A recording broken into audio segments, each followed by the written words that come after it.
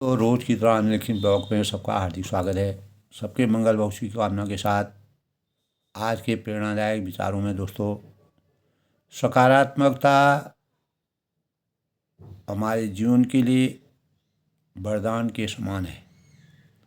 और सकारात्मकता यानी जिसको पॉजिटिविटी कहते हैं, उससे हम अपने जीवन को कितना संतुलित कर सकते हैं और इस समय के चक्र के प्रवाह में हम कटिबद्ध होकर के जीवन यापन कर सकते हैं और नकारात्मकता से कैसे बचने के प्रयास कर सकते हैं। तो इसी संबंध में दोस्तों, हमें अपने विवेक को किस प्रकार से जागृत करना चाहिए, इन्हीं में सकारात्मक भावों का सृजन होता है। तो जिस प्रकार ज्ञान और वैराग्य से के जब भक्ति भावों के स्वरूप को हम साधना के स्वरूप में भक्ति भावों के सौजन्य परमात्मा की भक्ति करने के लिए अपने जीवन को समर्पित करते हैं, तो हमें प्रत्येक नकारात्मकता में भी सकारात्मक के यानी प्रतिकूलता में भी अनुकूलता के भावों का सृजन करने की प्रेरणा होनी चाहिए। और कोई भगवान रामचंद्र जी के चरित्र से हमें ये मिलता है, यही ज्ञान मिलता है कि जो दयालु होते हैं, कृपालु होते हैं, वो अनेक प्रकार के दोषों को करने वाले, अनेक प्रकार के गलत कार्यों को, पापों को करने वाले लोगों को भी दया करते हैं, उनको भी सकारात्मक भावों की ओर मोड़ने का प्रयास करते हैं। तो रामचरितमानस में भी दोस्तों हमको इस प्रकार के प्रसंग मिलते हैं। इसीलिए हम सकारात्मक कैसे बने, अपने जीवन को सकारात्मकता के स्वरूप में कैसे ढालें। तो प्रत्येक होनहार बच्चा है, वह सही दिशा का अनुसरण कैसे करें। अपने जीवन में अगर गलत परिवेश के कारण कहीं नकारात्मक आ गई है, नकारात्मकता के भाव से कैसे हमको बचना चाहिए, उन भावों से हमें अपने जीवन को कैसे चरितार्थ करना चाहिए, उस संबंध में आज प्रेरणादायक विषय में मैं अपने भावों को इस प्रकार प्रकट कर रहा हूँ। दोस्तों, हमारे मानव जीवन में दोस्तों, जैसे सीता माता की खोज में समुद्र पार जाने के लिए हनुमान जी का चयन किया जाता है और समुद्र अपने विराट रूप में लहरा रहा था और हनुमान जी की मौन देखकर, यानी शांत स्वभाव में, जो ज्ञानी होते हैं, जो सहनशीलता होती है, जो अपनी शक्ति और प्रशंसा के पात्र स्वरूप से दिखाते हैं लेकिन प्रशंसा से नहीं दिखाते हैं, तो विराट रूप में जब लहरा रहा था, तो ऐसे में हनुमान जी मौन देखकर जामवंत जी, जो सबसे गुणी थे, वानर सेना के सबसे वृद्ध थे, तो जामवंत जी ने उनको उनकी सोई हुई शक्ति को जागृत करने के लिए ऊर्जा से भरे हुए स्वर में कहा कि हे पवनसुत, आप बुद्धि विवेक ज्ञान का भंडार हो, यानी आपको परमात्मा की असीम कृपा है जो आपको स्वयं ही मालूम नहीं है। क्योंकि जब तक हम अपने जीवन में किसी चीज़ को उसका प्रायोगिक अध्ययन नहीं करते हैं और किसी भी कार्य में हम आगे बढ़ने के लिए उत्सुक नहीं होते हैं, तब तक हमारे वास्तविक जो हमारे जीवन में जो शक्ति के भाव हैं, सकारात्मकता है या नकारात्मक है, उसका पता नहीं चलता है। तो इस संसार में दोस्तों ऐसा कौन सा काम है जो, तब जामवंत ने हनुमान से कहा कि जो आप नहीं कर सकते। तो शेष इतिहास, यानी जो इतिहास सबको, यानी पूरा इतिहास सबको रामचरितमानस का ज्ञात है। यह एक दृष्टांत है दोस्तों कि हमें अनेक प्रकार की सीख देता है और हम सबके भीतर ऊर्जा और शक्ति का अपार भंडार छुपा हुआ है, परंतु यह शक्तियाँ प्रत्येक मानव की सुषुप्तावस्था में पड़ी रहती हैं और हम सबके जीवन में कभी न कभी यह घड़ी अवश्य आती है कि हम किसी निर्णय को लेने से में हिचक रहे होते हैं और किसी मित्र के साहस को बढ़ाएं तो वह कार्य हमें सरलता से कर दिखाया जाता है। अगर किसी कोई हमारा मनोबल बढ़ाता है तो हम स्वयं जागरूक हो जाते हैं। यदि असल जीवन जो हमारा वास्तविक जीवन है, इन व्यक्तियों, इन शक्तियों को जगाने वाला कोई जामवंत जैसा शिवचिंतक ना मिले तो हमें अपना जामवंत स्वयं बनना चाहिए, जो अनेक प्रकार की शक्ति के भावों का संचार करके मानव जीव के अंदर जो शक्ति है उस शक्ति को बाहर निकाल के प्रेरणा करती है। तो तपस्या का भी यही सूत्र है दोस्तों, यही मंत्र है कि जब हम तपस्या के स्वरूप में जागरूक, हमारी जो अंतर्मन की जो हमारी शक्ति भावनाएं होती हैं, जो हमारी शक्तियाँ होती हैं वो बाहर निकलने लगती हैं। तो आत्म जागृति का सूत्र ही यही है कि जिन शुभ चीज़ों की आकांक्षा इस हम अपने जीवन में करते हैं और उन्हें बार बार मन में दोहराते रहते हैं, तो मैं स्वस्थ हूँ, मैं उन्नति कर रहा हूँ, मैं निर्बल नहीं हूँ, मैं शीघ्र ही सुखी और शक्तिशाली बन जाऊँगा। तो अनेक प्रकार के सकारात्मक स्वप्न में भी हम अच्छी सोच रखते हैं। यदि मन में भटकाव हो किसी प्रकार का, जिसका नारद जी के अंतःकरण में,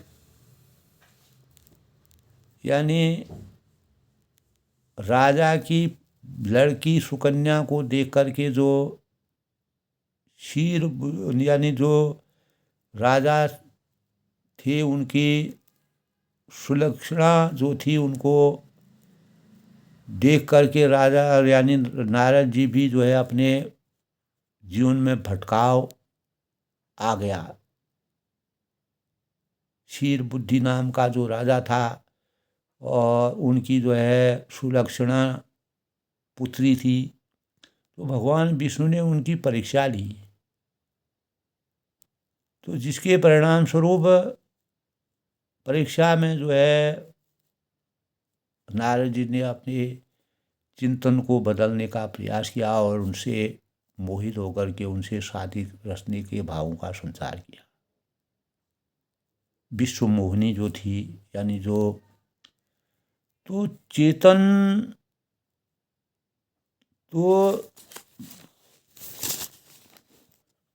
तो शील निधि नाम का जो राजा था और विश्व मोहिनी नाम की जो कन्या थी, उससे नारद की परीक्षा भगवान विष्णु ने ली और नारद जो है उस कन्या को देख करके उन्होंने अपने अंतःकरण में वैराग्य को छोड़ करके मोह रूपी सागर में डूब गए और उन्होंने अनेक प्रकार के हृदय परिवर्तन उनके अंतःकरण में हुआ।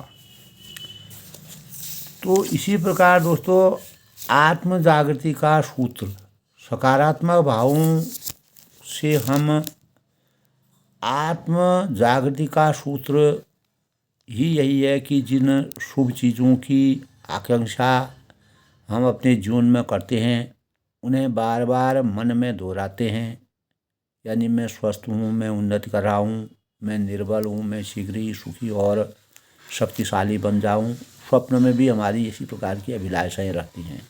यदि मन में भटकन होता है, अलगाव होता है, अनेक प्रकार की विषमताएं होती हैं, नकारात्मकताएं होती हैं, तो मौखिक उच्चारण भी, तो हम सही स्वरूप का, अपने स्वरूप में सही स्वरूप में अवस्थित नहीं हो सकते। तो चेतन मन के द्वारा जो कुछ भी हमारे संदेश अचेतन मन में पहुंचाया जाता है वह चरित्र गठन की भूमिका निभाता है, हमारे चरित्र निर्माण को बलिष्ठ करता है। तो विशेषकर दोस्तों रात्रि में सोते समय जो हमारे मन में अनेक प्रकार के अवस्थाएं हमारी रहती हैं वह सुबह तक बनी रहती हैं और सोते समय विचारों का पवित्र एवं शांत कर लेना मानव जीवन की सबसे बड़ी पराकाष्ठा है। निद्रा में जाते समय ईर्ष्या, जलन, कुढ़न, संताप, दुख, पीड़ा और नकारात्मक विचारों का भोजन मन को देने की जो रात्रि में जो मन को देने से रात्रि भर एक अचेतन अवस्था में इसी की जुगाली करता रहता है, इन्हीं बातों को अपने अंतःकरण में सोचता रहता है। तो इस ब्रह्मांड में हमारे द्वारा भेजी गई जो ध्वनि तरंगें होती हैं, जो बाहरी शक्तियाँ होती हैं और सूर्य है और सूर्य की किरणों से जो हमें तरंगें प्राप्त होती हैं और अनेक प्रकार के ऐसे माध्यम होते हैं जिससे हमारे संदेशों को सीधे सुनते हैं। हम जैसी तरंग भेजेंगे, जब हम ऑक्सीजन लेते हैं तो कार्बन डाइऑक्साइड बाहर छोड़ते हैं, तो उससे हमारी नकारात्मकता बाहर निकलती है और सकारात्मकता अंदर प्रवेश करती है। अगर हम वैज्ञानिक आध्यात्मिक स्वरूप से अगर सोचें तो वैसी तरंगें लौटकर हमें मिलने लगेंगी। तो हमारा परिवेश इस प्रकार का होगा कि हम हमेशा सकारात्मक के वातावरण में रहेंगे और उसको अपने जीवन का अंग बनाएंगे, जो हमारे संपूर्ण व्यक्तित्व को प्रभावित करेगी। इसीलिए सदैव सकारात्मकता से ओतप्रोत होना मानव जीवन का सबसे बड़ा स्वरूप है और सकारात्मक जीवन चीज़ों की सही परिप्रेक्ष्य में आंकता है और सामर्थ्य एवं परिस्थिति को ध्यान में रखते हुए जीवन जीने की सकारात्मकता का सबसे बड़ा मूल मंत्र है। यदि परिस्थितियां दोस्तों हमारे हित में नहीं हैं, हमारे लिए हानिकारक हैं, तो उन्हें अपने हित में करने के लिए जूझना ही सकारात्मक है। हम अनेक प्रकार की कठिनाइयों से, परेशानियों से, चुनौतियों से जूझकर नकारात्मक परिवेश को भी सकारात्मकता में परिवर्तित कर सकते हैं। मर्यादा पुरुषोत्तम भगवान रामचंद्र ने 14 वर्ष के वनवास के दौरान अनेक प्रकार के नकारात्मक भावों को भी सकारात्मकता के भाव में सृजन कर दिया, जिससे वह विश्व में परमेश्वर यानी परम मर्यादा पुरुषोत्तम कहलाए। तो विश्व में ऐसा कोई कार्य नहीं दिखता है जिसे इंसान न कर सके। तो मनुष्य एक ऐसा प्राणी है जो सब कार्यों को करने में समर्थवान है। परमात्मा के द्वारा मनुष्य को इस प्रकार की शक्तियाँ प्रदत्त हैं। तो सकारात्मकता आत्मविश्वास से ही उपजती है। जब हमारे आत्मा में हमें अपने ऊपर पूरा विश्वास होता है, समर्पण होता है, निष्ठा भाव होती है, संकल्पित होते हैं और हमें किसी प्रकार की विचलन से कोई हमारी मूल भावनाओं को परिवर्तित नहीं कर सकता है। तो जितनी ज़्यादा चाह है, जिससे अधिक मेहनत करने की क्षमता ही हमें सकारात्मक बना सकती है। तो उद्यमेन ही सिद्ध्यन्ति कार्याणि न मनोरथे नहीं सुप्त शिष्य बने मुखी मृगा। तो शुभ सोचना, शुभ समझना, शुभ करना, शुभता के सौजन्य में सर्वे सन्तु सुखिनः सर्वे सन्तु निरामया सर्वे भद्राणि पश्यन्तु मा कश्चित् दुःखभाग् भवेत्। तो अयं निज परिवेति गणना लघुचेतसानां उदारसहितानां तो वसुदेव कुटुम्बकम्। तो इस प्रकार के भावनाओं से अगर हम अपने हृदय को, अपने अंतस को जागृत करेंगे तो हमारे जीवन में हमेशा सकारात्मक भावों का समावेश होगा। तो स्वार्थ से उठकर दूसरों के लिए कुछ करने, किसी भी भाव से आप लोक कल्याण करें। जब हम स्वार्थ से उठ करके अपने निजी सुख को छोड़ करके परमार्थ या स्वार्थ भाव से कार्य करते हैं तो हम सकारात्मक हो जाते हैं। तो सच तो दोस्तों इस संसार में है कि हमारे द्वारा किया गया कोई भी कार्य फल दे या न दे, वह असंभव या संभव हो या न हो, सब कुछ इस बात पर निर्भर करता है कि हम किस काम को कैसे करते हैं, हमारा करने का ढंग क्या है, हमारी उस काम के प्रति कितनी लगन है, कितनी निष्ठा है, और हम किस भाव से उस काम को कर रहे हैं, उसमें निजी हित कितना है, लोक कल्याण परायणता कितनी है। मान लिया कि दोस्तों आप बहुत अच्छे चालक हैं, पर क्या हम आंख बंद करके गाड़ी चला सकते हैं? नहीं चला सकते, क्योंकि जीवन भी ऐसा ही है कि गाड़ी चलाने जैसा कभी तेज चलता है तो कभी धीरे धीरे चलता है। तो अनेक प्रकार के उतार चढ़ाव जीवन के आता रहता है। हम गाड़ी को जितना तेज भगाएंगे उतना दूर, और जितना धीरे चलेंगे उतना वह धीरे चलेगा। कभी कभी हमको गाड़ी अगर चलाते हैं तो उसकी गति जो है वह कम ज़्यादा करनी पड़ती है, क्योंकि हमारे रास्ते में उस प्रकार का परिवेश आता है। तो समय काल, देश काल, परिस्थिति के अनुसार इस प्रकार गाड़ी को चलाते समय हम अनेक प्रकार के उसको कहाँ पर हमें धीरे चलाना है, कहाँ पर तेज चलाना है, या कोई भी कार्य हम करते हैं तो कहाँ पर हमको गति देनी है, कहाँ पर गति मंद करनी है। तो दोस्तों कुल मिलाकर के हम अगर किसी प्रकार के भी उबड़ खाबड़ परिवेश से गुजरते हैं तो उसका भी हमारे जीवन में बड़ा प्रभाव पड़ता है। वहीं पर हमको सकारात्मक भावों से अपनी गाड़ी को चलाना पड़ता है, और उसे दुरुस्त करने के लिए हमको गाड़ी को जो है, अगर गाड़ी में किसी प्रकार की कमी होती है तो उसको हम वह करते हैं, उसकी सर्विसिंग करते हैं, और जिसके परिणाम से ऐसे ही हमारा जीवन भी है। तो जीवन में अगर कभी कोई कमियां आती हैं, कुछ आता है, तो हम उसकी औषधियों द्वारा उसके निराकरण होता है सकारात्मक भावों से। जिंदगी भी ऐसी है जिसे सकारात्मक रूप, यानी जो शुद्धि जन हैं, जो ज्ञानी लोग हैं, जो बैरागी लोग हैं, जो सामाजिक स्वरूप से हमें प्रेरणा मिलती है, तो उन प्रेरणा रूपी गैराज की हमको ज़रूरत होती है। तो जिस प्रकार दोस्तों महात्मा गांधी ने कहा है कि जब आप दुखी हों तो अपने से नीचे देखना चाहिए, और फिर यही सोचना कि आप सुखी हो। अगर हम अपने से भी ज़्यादा दुखी को देखेंगे तो हमें सुख की अनुभूति होगी। तो नीचे देखते समय अपनी सुविधाओं को देखना चाहिए, और ऊपर देखते हुए उसके लिए किए गए जो श्रम को समझने का प्रयास करना चाहिए। तो ऊर्जा और अनेक प्रकार की शक्तियाँ एवं सकारात्मकता से समृद्ध होकर हम और आप जीवन को आनंदमय बना सकते हैं, प्रसन्न सुखमय बना सकते हैं, और सदा उत्साह और मनोबल को ऊंचा उठाने में खुद को ऊर्जावान बना करके,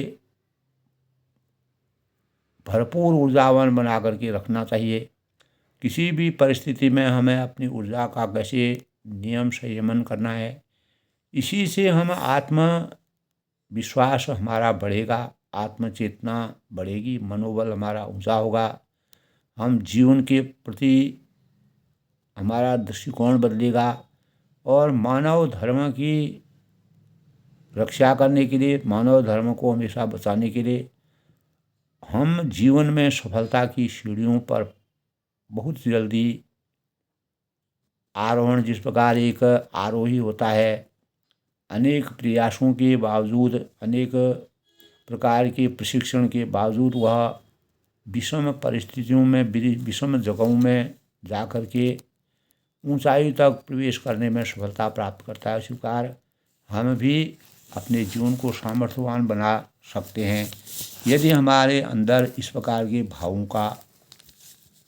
संचार हो।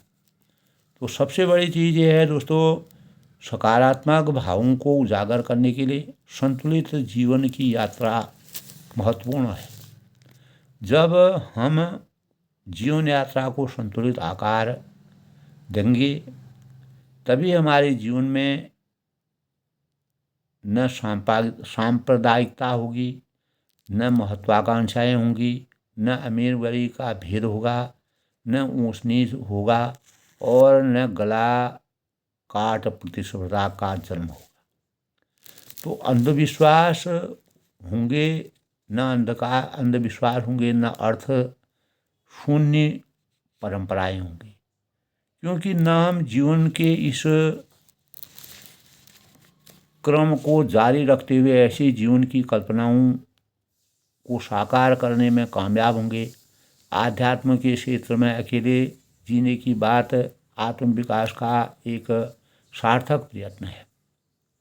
तो क्योंकि दोस्तों वहाँ शुद्ध आध्यात्मिकता चिंतन रहता है और व्यक्ति अकेला जन्मता है और अकेला ही वह उसका मरण होता है। तो यहाँ कोई अपना पराया इस संसार में नहीं है। सुख दुख भी ऐसा ही स्वयं द्वारा कृत कर्मों का फल हमको मिलता है। हम अधिक सार्थक बना सकते हैं, कामयाब बना सकते हैं सकारात्मक भावों से अभी अपने जीवन को ऐसे ही सोच को विकसित करते हुए एक नए जीवन की यात्रा को प्रसन्नता के साथ गुजार करके अपने जीवन में कुछ न कुछ चिन्हों को छोड़ करके इस संसार को सकारात्मक भावों से जोड़ने का प्रयास करने में कामयाबी हासिल कर सकते हैं।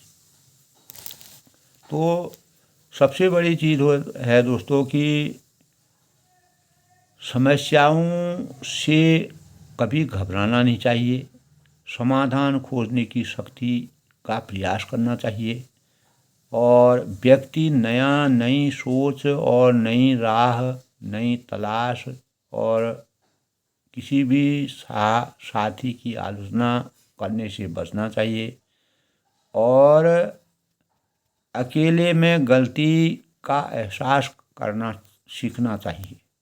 सकारात्मक सोच का जादू जगाएं और चित्त की मंगल भावनाओं से भावित रखें। तो हमें चित्त में अगर हमारे मंगल भवन अमंगलहारी होगा तो हमें परिस्थिति, प्रवृत्ति, प्रकृति एवं परिणाम पर दृष्टिपात रखते हुए अपने जीवन यात्रा को सफल बना सकने में हम कामयाब रहेंगे। हमारी सोच, हमारी यानी जो हमारा जो सघन शक्ति है और योजनाबद्ध तरीके से हम कार्यों की योजना को करने में समर्थवान हो सकते हैं। हमारी यही सोच, सकारात्मक सोच एवं सघन शक्ति योजनाबद्ध होकर लक्ष्यों को प्राप्त करने में दिशा तलाश सकती है और निश्चित रूप और जीवन की विकास यात्रा की कल्पना को मूर्त रूप देने में कामयाबी हासिल कर सकती है। तो दोस्तों आज के प्रेरणादायक प्रसंग में सकारात्मक जीवन हमारे सच है कि हमारे द्वारा किया गया है कोई कार्य अच्छा फल दे और असंभव को हम संभव करने में कामयाब रहें, सत्य की पराकाष्ठा से सुसज्जित रहें और काम करते समय पूर्ण निष्ठा और शुद्ध भावों का समावेश हो। तो जिस प्रकार एक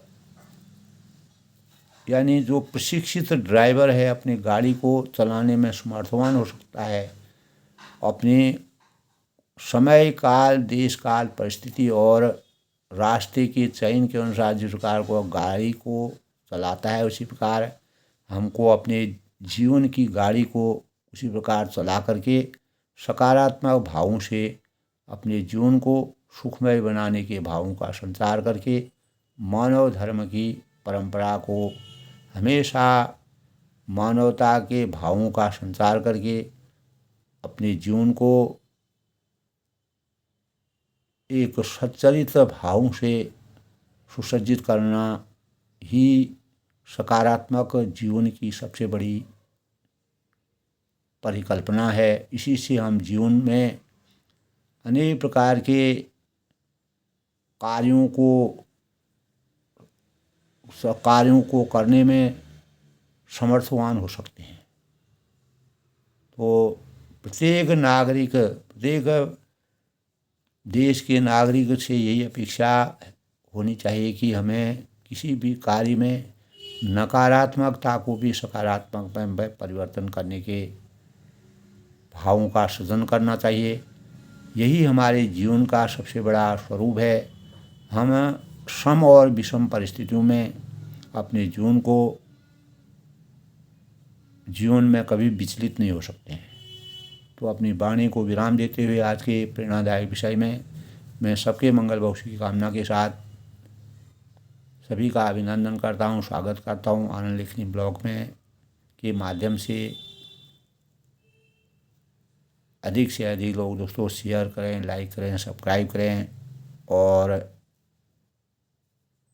सकारात्मक जीवन जीने के लिए अपने जीवन को कभी भी कठिन और सरल परिस्थितियों में समतामूलक जीवन जीने के लिए समर्पण के भावनाओं का हमेशा समावेश करें। यही मानव जीवन का सबसे बड़ा वरदान है।